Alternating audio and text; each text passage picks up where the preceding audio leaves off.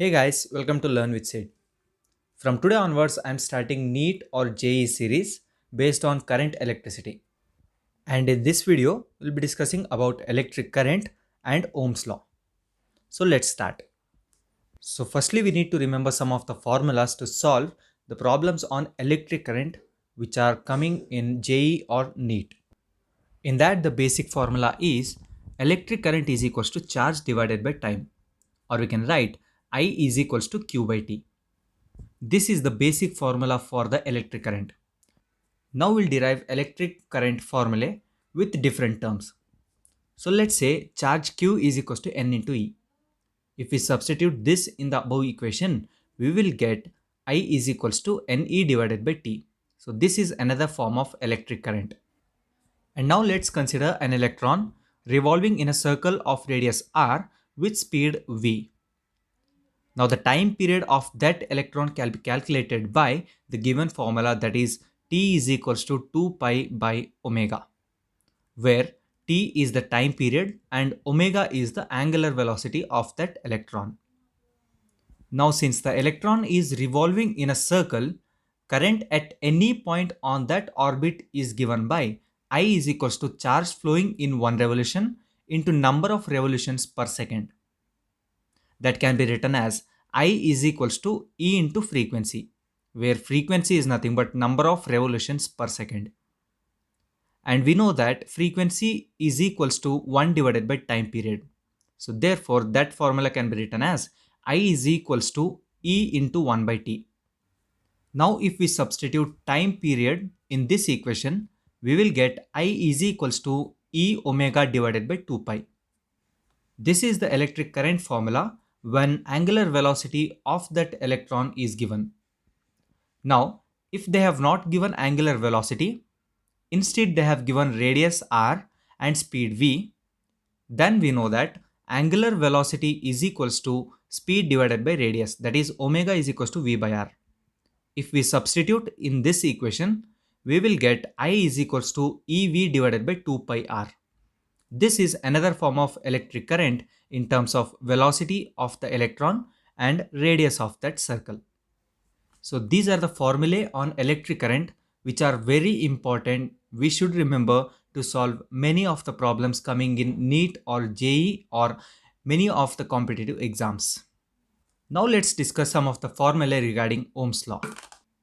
So basically we know that Ohm's law, that is V is equals to IR, or we can write I is equals to V by R, or if we need to calculate resistance, then we can write R is equals to V by I. So these are the various forms of Ohm's law. And in the previous video, we have derived resistance of an uniform conductor in terms of length, area and specific resistivity. So that can be written as R is equals to rho L by A. From this we can calculate resistivity or specific resistance, that is rho, by the formula rho is equals to Ra by L. So we need to remember all these formulae to solve many of the problems coming in many of the competitive exams. Now let's solve some of the questions on them. In that, the first question is 10 million electrons pass from point P to point Q in 1 microsecond. The current and its direction is, and they have given a figure like this, that is representing position P and Q. And the options are given are 1.6 into 10 power minus 14 ampere from P to Q, 3.2 into 10 power minus 14 ampere from P to Q, and 1.6 into 10 power minus 6 ampere from Q to P, and finally 3.2 into 10 power minus 12 ampere from Q to point P.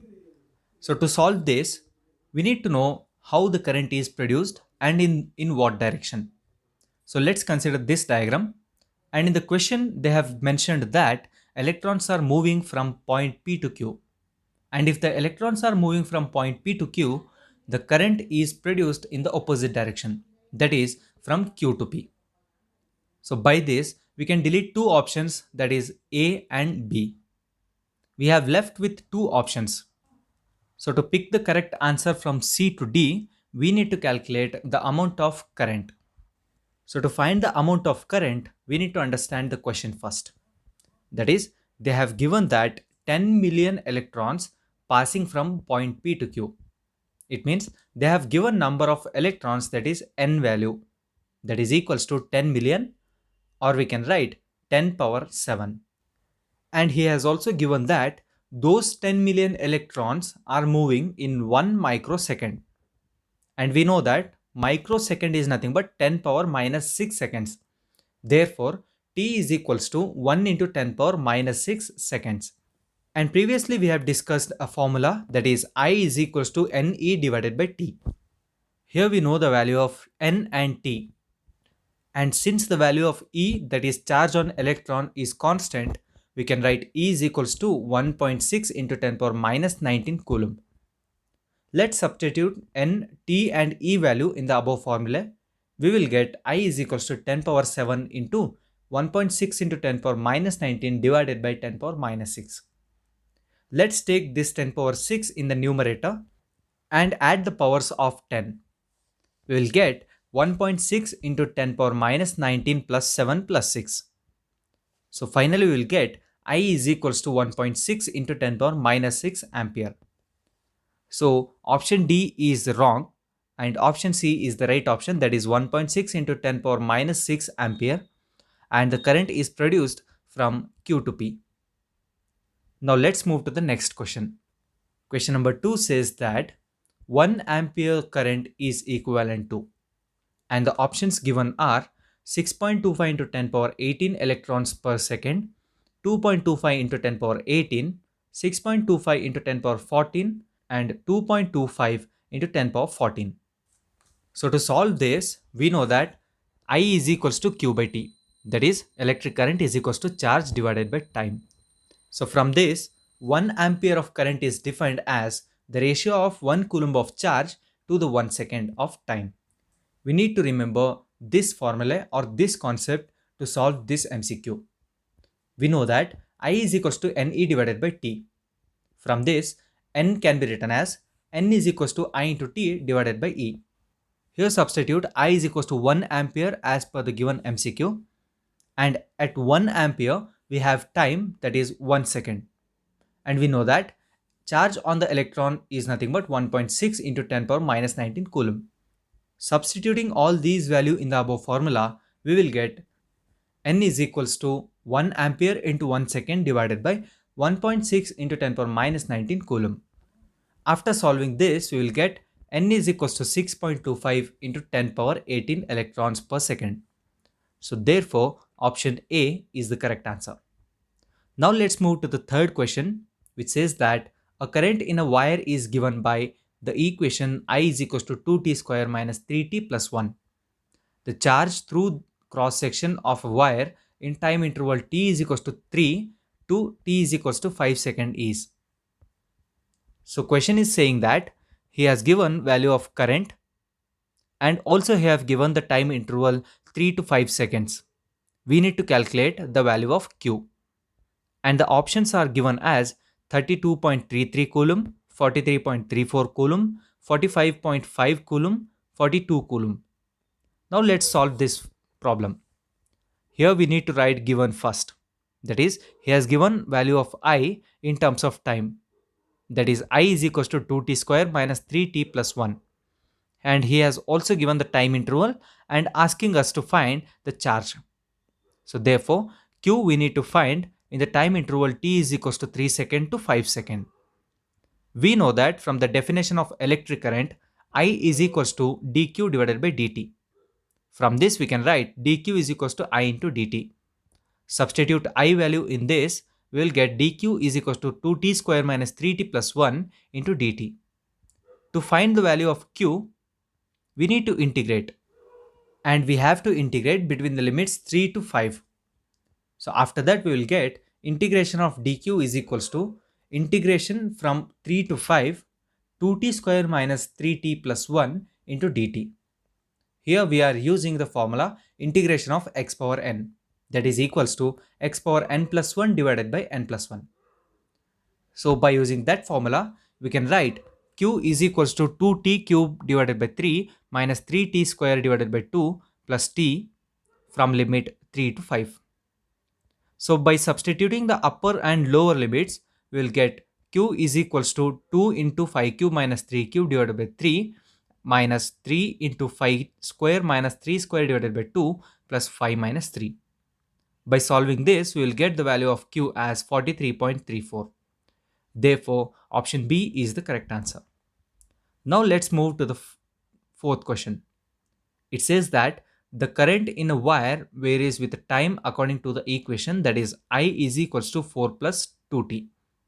Here also we have given the value of I in terms of t, where I is in ampere and t is in second. The quantity of charge which has to be passed through a cross section of the wire during the time t is equals to 2 to t is equals to 6 seconds.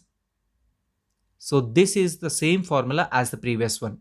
He has given the time and he has given the value of I in terms of a equation. We need to substitute all these in the formula and we'll get the answer. Here the options given are 40 coulomb, 48 coulomb, 38 coulomb and 43 coulomb. So let's write the given first.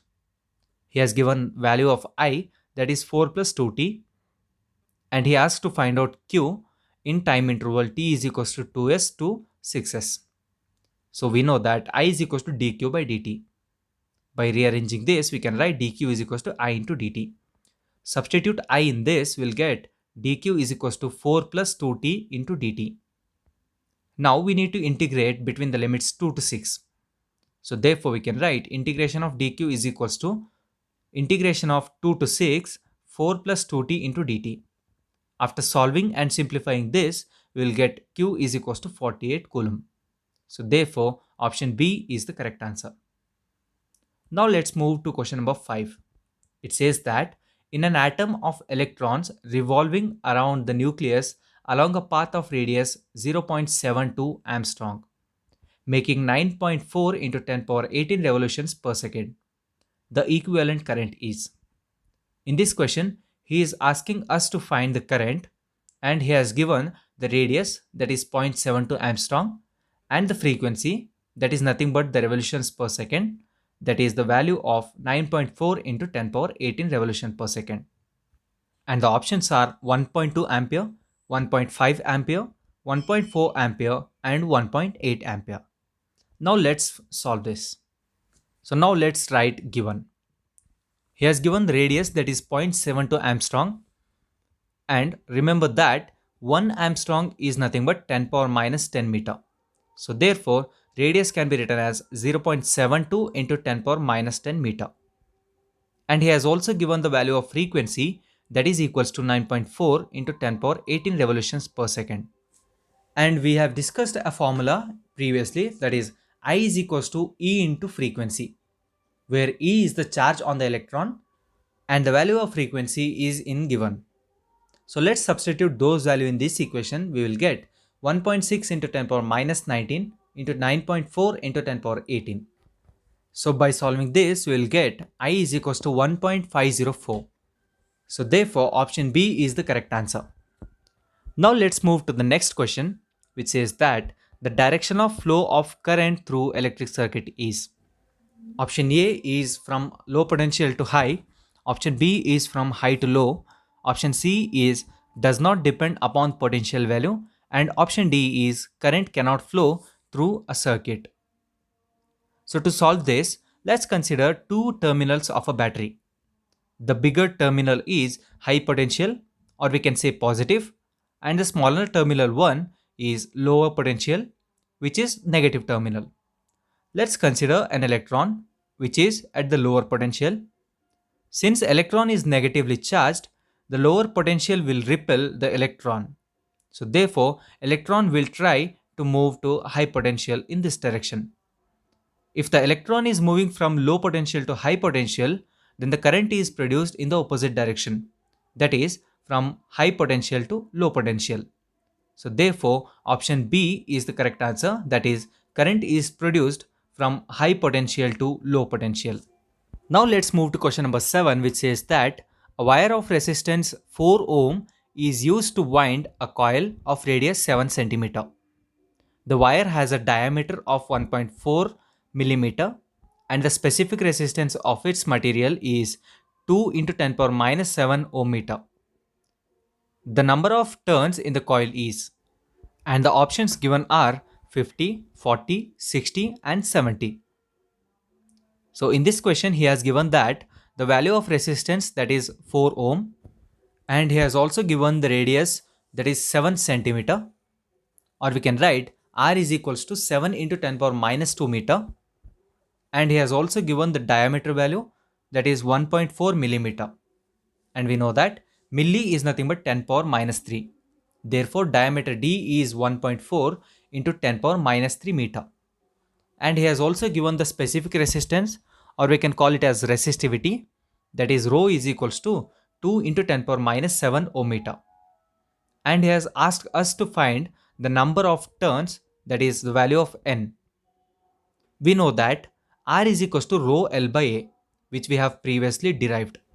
Here we know the value of R, rho, but we don't know the value of length and area. But we can find out from the formula of length of wire and area of wire. So the length of wire can be calculated by length into number of turns.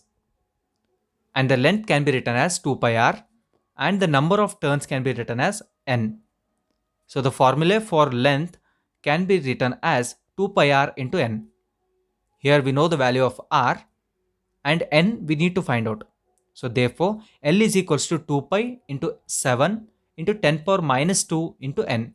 Consider this as equation number 1. Now since the cross section of the wire is circle, the area can be written as A is equals to pi r square. Here we know the value of radius, just substitute that in this, we will get the value of area, that is A is equals to pi into 7 into 10 power minus 2 whole square. Consider this as equation number 2. Substitute L, A, rho and R values in the above formula, we will get 4 is equals to 2 into 10 power minus 7 into 2 pi 7 into 10 power minus 2 into n divided by pi into 7 into 10 power minus 2 whole square. By solving this for n, we will get n is equals to 70. So therefore the correct answer is option D, that is 70. Now let's move to question number 8, which says that the electrical resistance of a conductor depends upon, and the options are size of a conductor, temperature of conductor, geometry of conductor, and all of the above. And since we know that electrical resistance depends on all the three factors, that is size, temperature and geometry, the correct answer is all of the above. This is a very simple question. Now let's move to question number 9, which says that a cylindrical rod is reformed to half of its length, keeping volume constant. If its resistance before this change were R, then the resistance after reformation of the rod will be. And the options given are R, R by 4, 3R by 4 and R by 2. So to understand this, let's consider the initial length of the wire BL, and after the reformation, the length will convert it to half of it. So therefore, L1 divided by 2 gives L2, that is after the reformation. And he has also given that volume kept constant, that is V1 is equals to V2. Now let's consider these as equation number 1 and 2. And we know that volume of cylinder can be written as pi r square into length, that is pi r square into L. So let's apply this to equation number 2. We will get pi r1 square into L1, that is equals to pi r2 square into L2. Pi will get cancelled, and the equation can be written as r1 square divided by r2 square is equals to L2 divided by L1. Consider this as equation number 3. Now we know that resistance is equals to rho into L by A. Here area is nothing but pi r square. So therefore that formula can be written as R1 is equals to rho L1 divided by pi R1 square. This is before reformation, and after reformation that formula can be written as R2 is equals to rho into L2 divided by pi R2 square. Now let's divide R1 by R2. So by simplification we can write R1 by R2 is equals to rho L1 pi R2 square divided by rho L2 pi R1 square. Here rho and rho will get cancelled, and also pi and pi will get cancelled.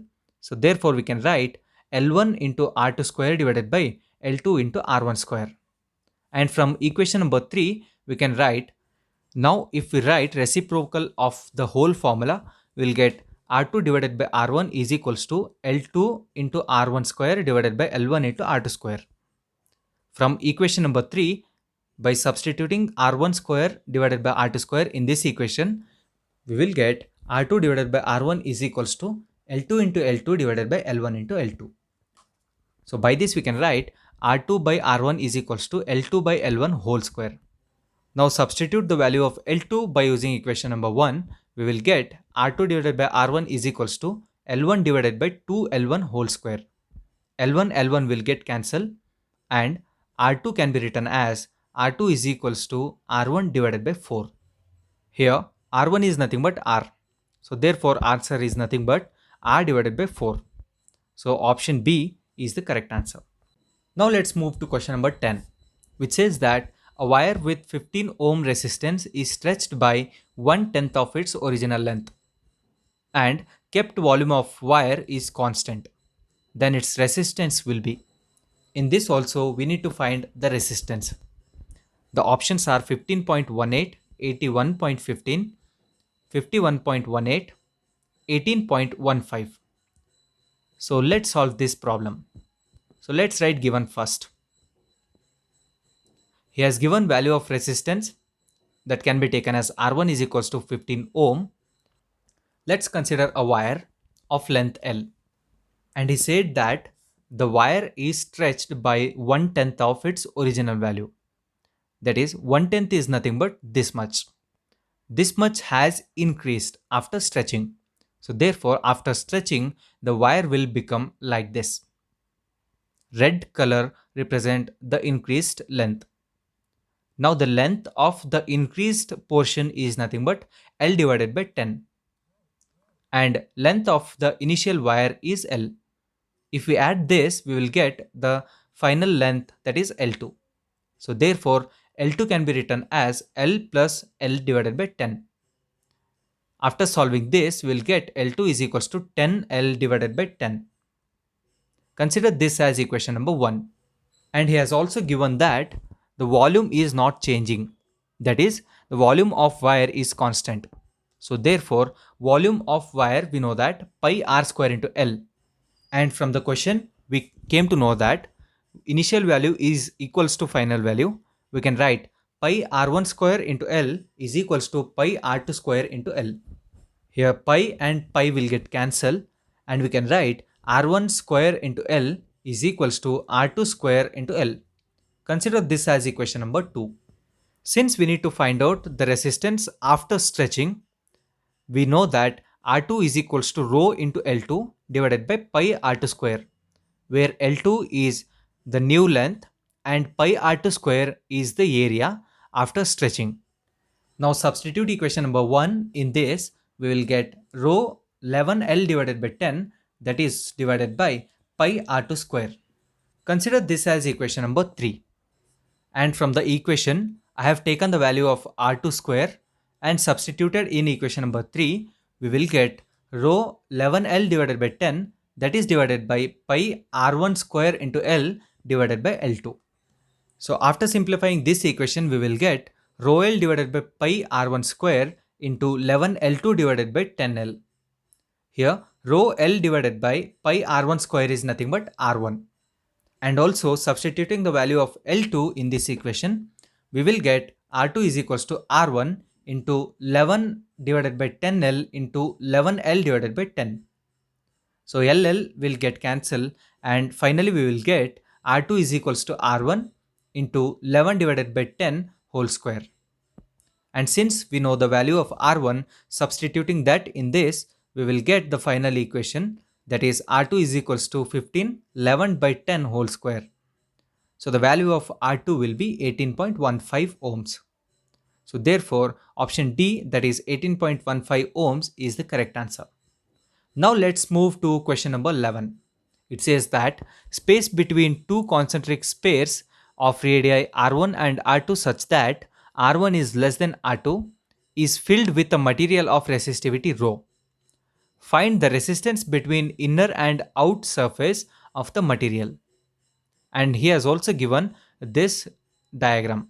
In that, he has given two circles which has origin O, and the smaller circle is of radius r1 and the bigger circle is of radius r2.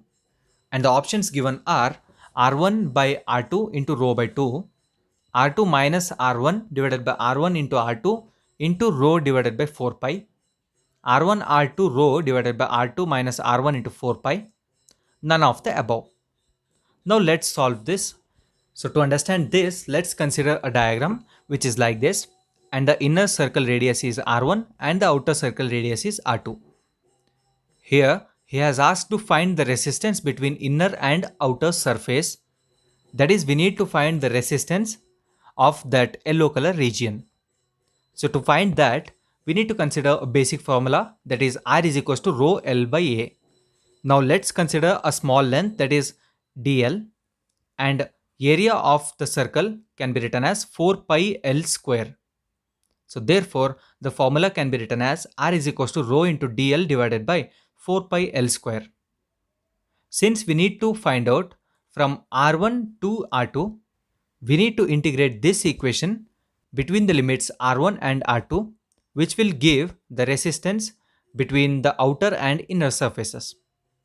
So therefore, we will get R is equals to rho by 4 pi integration from R1 to R2 dl divided by L square. Here the formula of integration of 1 divided by x square is used. So 1 divided by x square is nothing but minus of 1 by x. So applying that formula in this, we will get R is equals to rho by 4 pi of minus of 1 by L from R1 to R2.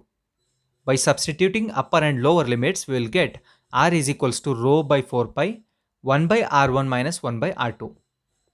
By taking LCM, we will get R is equals to R2 minus R1 divided by R1 into R2 into rho divided by 4 pi. So option B is the correct answer. Now let's move to question number 12. He has given that three resistors of 2 ohm, 4 ohm and 5 ohm are combined in parallel.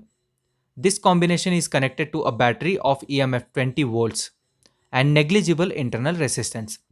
The total current drawn from a battery is. He has given three resistors which are connected in parallel, and he has also given the EMF, that is the voltage, which is of 20 volts, and he has asked to find the current drawn from the battery. And he has given the options as 10 ampere, 15 ampere, 19 ampere and 23 ampere. So to understand this question better, we'll draw the diagram. So here three resistors, that is 2 ohm, 4 ohm, 5 ohm, are connected in parallel like fashion, which is given in the diagram. And these are connected to a battery of volt 20 volts.